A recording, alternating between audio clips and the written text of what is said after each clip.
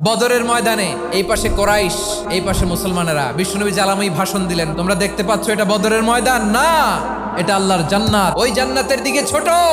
বিশ্বনবীর কথা শোনা মাত্র সাইয়েদনা উমাইর ইবনুল হুমাম বললেন বাখ বাখ, মানে চমৎকার। বিশ্বনবী বললেন মা ইয়াহমিলুকা আলা কওলিকা বাখ বাখ ইয়া উমাইর, আমার এই কথা শুনে তুমি কেন বললা বাখ বাখ?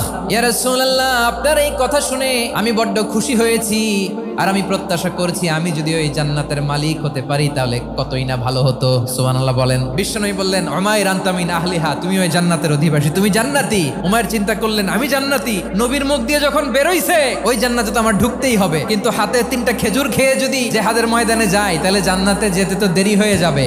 এই চিন্তা আসা মাত্রই খেজুর 3টাকে তিনি ছুঁড়ে মারলেন, তলোয়ার বের করে আল্লাহু আকবার বলে বদরের ময়দানে ঝাঁপিয়ে পড়লেন। আল্লাহর শত্রুদেরকে কচুকাটা করে এক পর্যায়ে শাহাদাতের সুধা পেয়ে নিজেও জান্নাতি হয়ে গেলেন। পড়েন সুবহানাল্লাহ।